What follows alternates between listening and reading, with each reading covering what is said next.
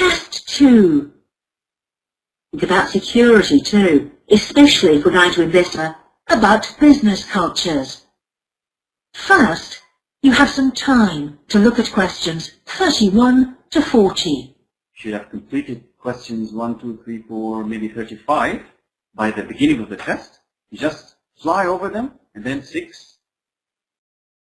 Okay, read 7, successful, slow to see when change is needed, slow to react, action is needed maybe, doesn't want what? Risks or chances or promotions, or delegation, advantage, okay, disadvantage. Of course, we have task culture, we need to mark this one, we need to mark the other 2 ones here, like role and power and dumb race. Anytime now. Now listen carefully and answer questions 31 to 40. So you can see here that the time given to you once you have spent some, or once you have spared or taken some time from the beginning, becomes relatively easy. Let's begin. Good morning, everyone. Now, whether you're going to university to study business or some other subject, many of you will eventually end up working for a company of some kind. Now, when you first start working somewhere, you will realize that the organization you've joined has certain characteristics. And we often refer to these social characteristics as the culture of the organization. This includes its unwritten ideas, beliefs, values, and things like that. One well-known writer has classified company cultures by identifying 4 major types. The first type is called the power culture, and it's usually found in small organizations. It's the type of culture that needs a central source of power to be effective. And because control is in the hands of just 1 or 2 people, there aren't many rules or procedures. Another characteristic is that communication usually takes the form of conversations rather than, say, formal meetings or written memos. Now, one of the benefits of this culture is that the organization has the ability to act quickly. So it responds well to threat or danger on the one hand, and opportunity on the other. But on the negative side, this type of organization doesn't always act effectively because it depends too much on 1 or 2 people at the top. And when these people make poor decisions, there's no one else who can influence them. And the kind of person who does well in this type of business culture is one who is happy to take risks and for whom job security is a low priority. The next type is known as role culture. That's R-O-L-E, not R-O-L-L, by the way. And this type is usually found in large companies, which have lots of different levels in them. These organizations usually have separate departments that specialize in things like finance or sales or maintenance or whatever. Each one is coordinated at the top by a small group of senior managers, and typically everyone's job is controlled by sets of rules and procedures. For example, there are specific job descriptions, rules for discipline, and so on. What are the benefits of this kind of culture? Well, firstly, because it's found in large organizations, its fixed costs, or overheads as they're known, are low in relation to its output, or what it produces. In other words, it can achieve economies of scale. And secondly, it is particularly successful in business markets where technical expertise is important. On the other hand, this culture is often very slow to recognize the need for change, and even slower to react. What kind of person does this type of culture suit? Well, it suits employees who value security and who don't particularly want to have responsibility.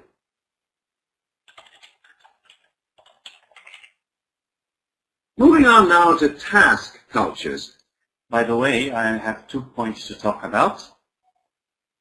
You can notice that there is a small pause before going to task culture, just so you can rest a bit. All right? But the most important thing that I want to talk about, in fact, is this part here. You must do your best to see the beginning of the next page and memorize it. Some people could be still stuck in the first page, okay, stuck in the first page while the recording is actually being played for the next one. And this means you'll miss 37, perhaps even 38. You must know, okay, advantages of role culture. Role culture, advantage. So once he talks about role culture and then what are the advantages, you turn over immediately. Alright? So responsibility, and then we go on to the task culture. This type is found in organizations that are project-oriented. You usually find it where the market for the company's product is extremely competitive, or where the products themselves have a short lifespan. Usually, top management delegates the projects, the people, and other resources, and once these have been allocated, little day-to-day control is exercised from the top, because this would seem like breaking the rules. Now, one of the major benefits of this culture is that it's flexible, but it does have some major disadvantages too. For instance, it can't produce economies of scale or great depth of expertise. People who like working in groups or teams prefer this type of culture. And finally, the fourth category is called the person culture. This type of All right, so this is the ending for the listening. Okay, we will move on to the writing, where I will write some pieces here to describe to answer 3 questions. By the way, this one also includes a task 1 academic, which means that if you are in the general module, just skip the recording to the part where I go for speaking. Okay, but before that, I would like to give you a break. Okay, and we will continue a bit later. Hello there, and welcome back to my final session in the IELTS course. And indeed, it's the last part of the final session. I hope to be able to do 3 writing exercises in this session, in addition to a speaking module from start to finish. Now, I'm going to begin with this one. This is general writing, task 1. This is a general writing, task 1 exercise, very typical. All right, here you have 3 points that you need to talk about. That's the most important thing. 150 words in 20 minutes. Of course, I'll take more than 20 minutes because I'm speaking while writing. On a recent holiday, you lost a valuable item. Fortunately, you have travel insurance to cover the cost of anything lost. So, lost an item, and then travel insurance. Okay? So, try not to talk about maybe a stolen item or an item that was broken. Okay? Try to talk just about the lost item. By the way, if you are taking the academic reading module, again, do not stay here. Skip this section to the academic reading, to the academic writing part, which is about a map, interestingly enough. But that's it. Let's just continue as in the general module. Write a letter to the manager of your insurance company. In your letter, describe the item you lost. Describe it. Okay? Explain how you lost it and tell the insurance company what you would like them to do. Pay them, or maybe get another item, or find it back, or what. Alright. So, first, describe the item I lost, how I lost it, and what they want us to do. And again, you do not need to write any addresses, and begin your letter with Sir or Madam, which traditionally would mean that I would end it with yours faithfully. Alright? Regardless, let's go on to the whiteboard. Now, I'm going to group my ideas into 3 groups, every group for every point mentioned, and I'll try my best or not try my best. I will solve this like I do a general test. Alright, first I want to talk about an item. What have I lost? Alright, so of course I haven't lost anything in quite a while. And let's imagine that I lost a suitcase. Maybe that suitcase has a camera and perhaps a laptop, in addition to some clothes, including a brand, I don't know, maybe a brand suit, right? A Giorgio Armani suit or something, right? I'm just going Giorgio Armani, right? I think if I could afford a Giorgio Armani suit, I wouldn't actually need to have money for any of these. Anyway, let's first take a look at, is this information enough? Suitcase, camera, laptop. I would also suggest giving some details about the laptop and the camera. So the laptop, let's say that it's 17 inches. Okay. Maybe the camera, I'll just give you a look here. So suitcase, camera, 17-inch laptop, and clothes including a brand suit, maybe Giorgio Armani or something.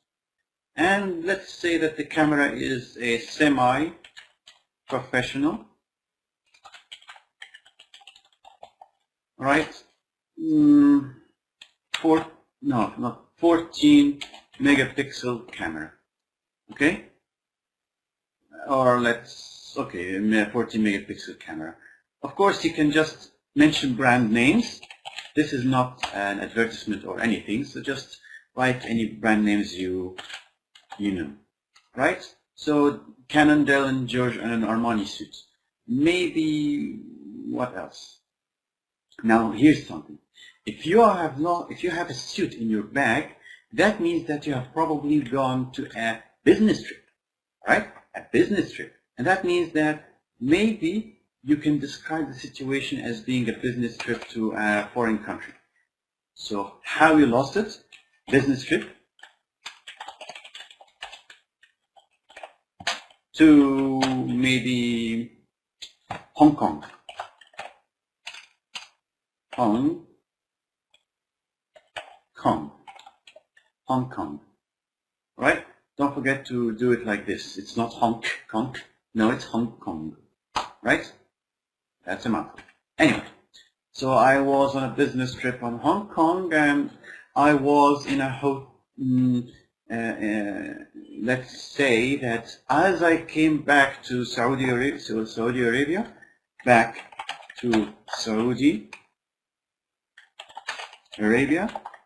all right? I found out that the bag didn't arrive in the cargo. Okay, so you store the bag in the cargo hold of the plane, and you find out that it didn't arrive. Of course, give some more information. The logical thing to do when you find out that your bag didn't arrive in the cargo is to say, okay, I'm going to check with the airport security and say, or ask them if they can find it. So checked with airport security.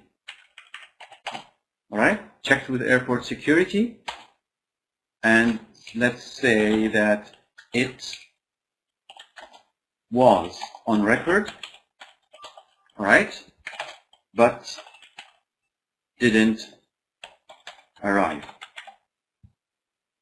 Okay, it was on record, but it didn't arrive. Something happened while it was being shipped from Hong Kong to Saudi Arabia, perhaps. All right, so you give a call to the insurance company and ask them for compensation. All right, so you are claiming your insurance, claiming your insurance.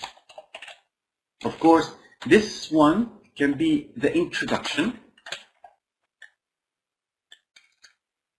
here an introduction to the entire thing. Business to Hong Kong, back to Saudi Arabia. Found out the bag didn't arrive in the cargo. So I want to claim my insurance. Claim my insurance. Okay, with, let's say, monetary payment. All right, with monetary payment. So I need money. Maybe full or partial. I think monetary payment is enough. All right. Maybe let's add another thing. If it's not possible, if they are not going to pay your money back, what should you do?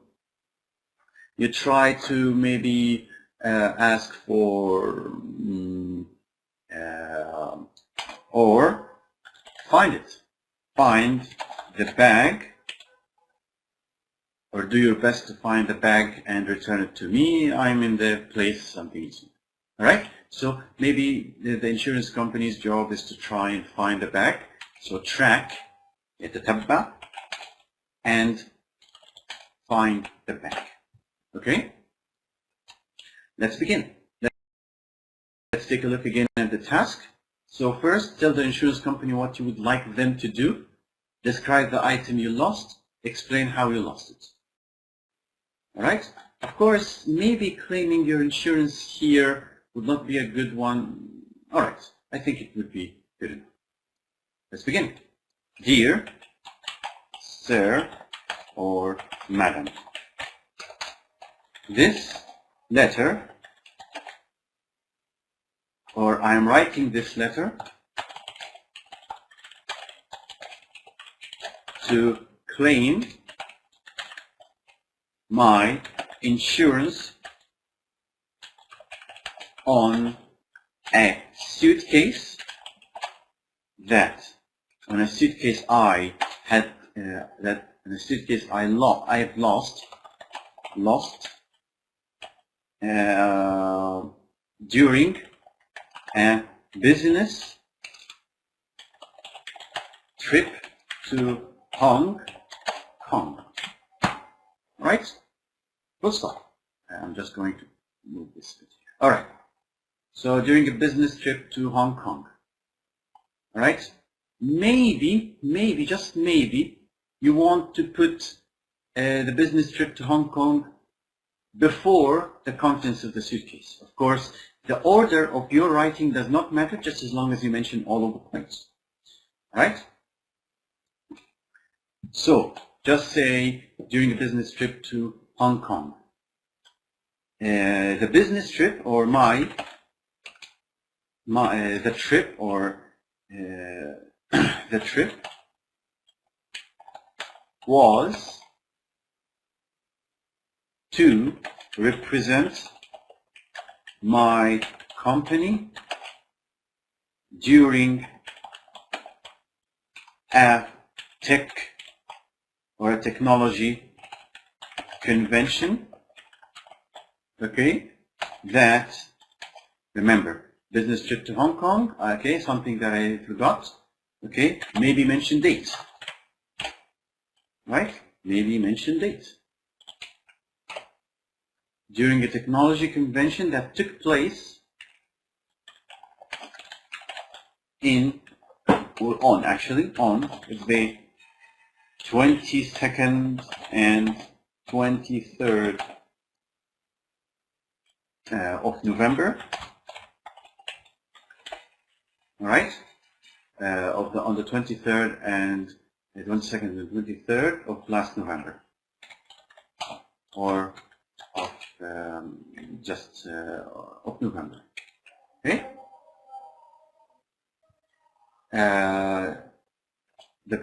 As I, just a moment, I checked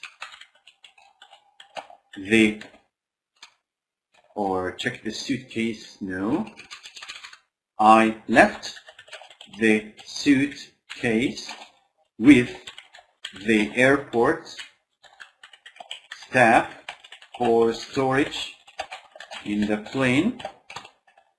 Okay, during the trip back to Saudi Arabia. Okay. Now, of course, you can. I wouldn't recommend saying KSA. All right. Just mention the entire name in the first time. Okay. Saudi Arabia, or the Kingdom of Saudi Arabia. So I left the suitcase with the airport staff for storage in the plane during the trip back to Saudi Arabia. All right. Point or dot. However, as I was collecting my luggage,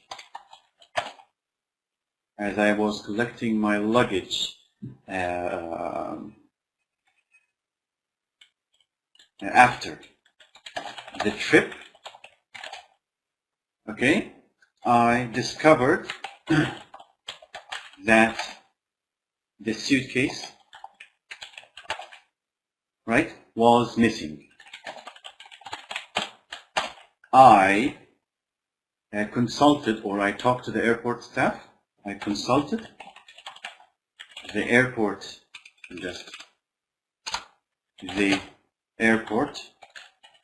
staff, and they said, I had consulted the airport, and they said that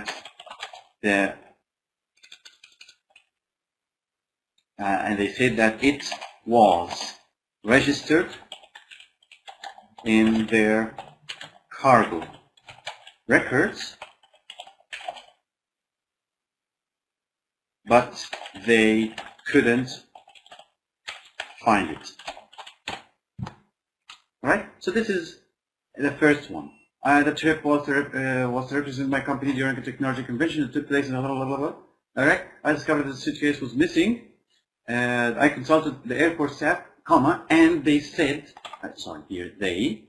right? Don't forget to proofread your message.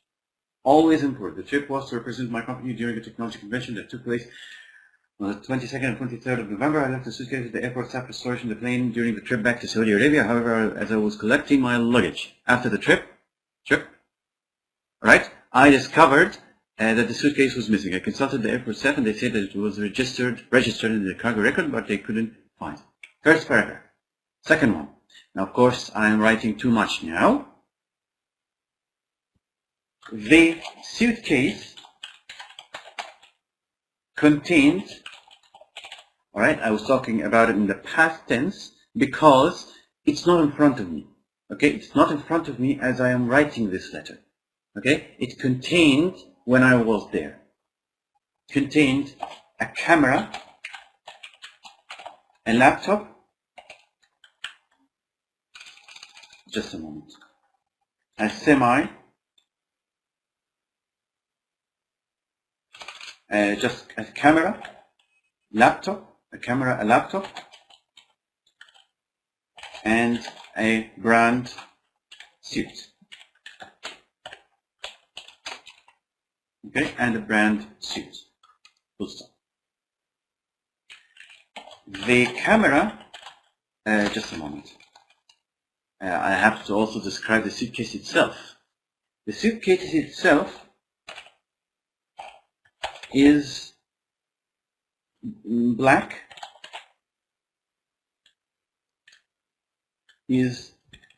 and made of leather.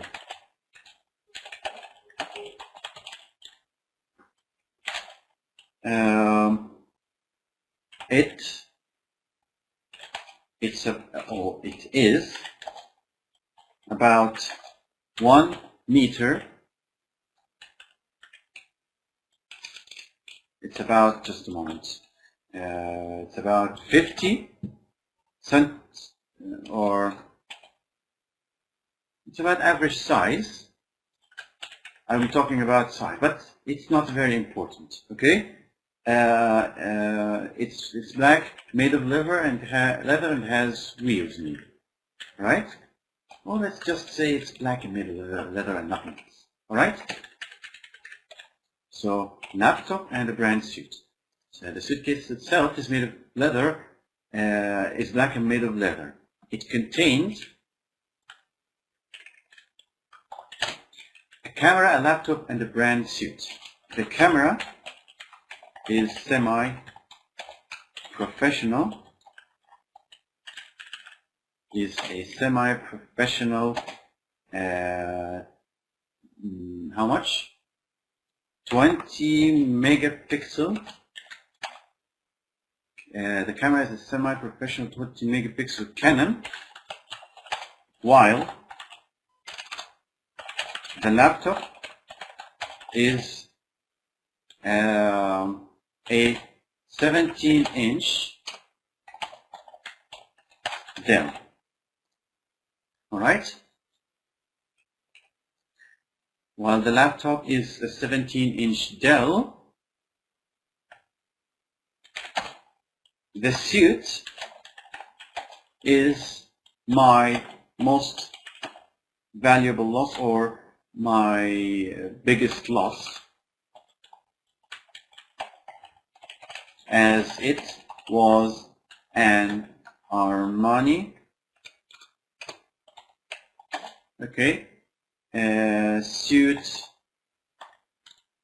as it was another Armani suit, is it Armani black, as it was a black Armani suit with a red tie. Full stop. Alright? I really hope,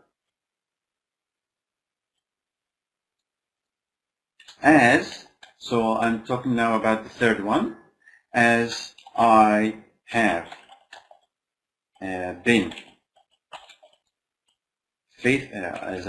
been a loyal customer with your insurance company,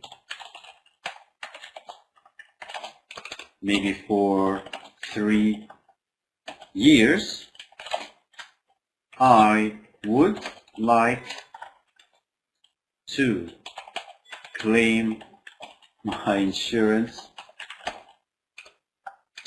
in monetary payment of, I don't know, in monetary payment of the value of the goods or of the personal effects or of the items lost. Alternatively, I will also accept the return of the suitcase from Hong Kong, okay, at your earliest convenience. I look forward to your reply, but before I say I look forward to your reply, just say thank you for your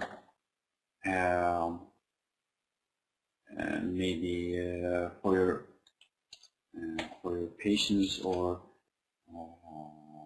for reading this letter attentively, and I look forward to your reply. Maybe I'll just leave this in a third one here, and quickly at the end, yours faithfully, Joseph, something like that. Now I'm just going to put a square around here and see how many words I have written so far. It will be about 200 words. I really wanted to cut down on the words written here, but you'll see that it's very easy to go above the limit, right? So 150 words is not much. It's not much at all, especially if you want to mention the most details about your bag and so on. Of course, if you don't mention the details, you will lose marks. But if you go over the limit, you will not lose too many marks. Okay, let's just copy and paste now.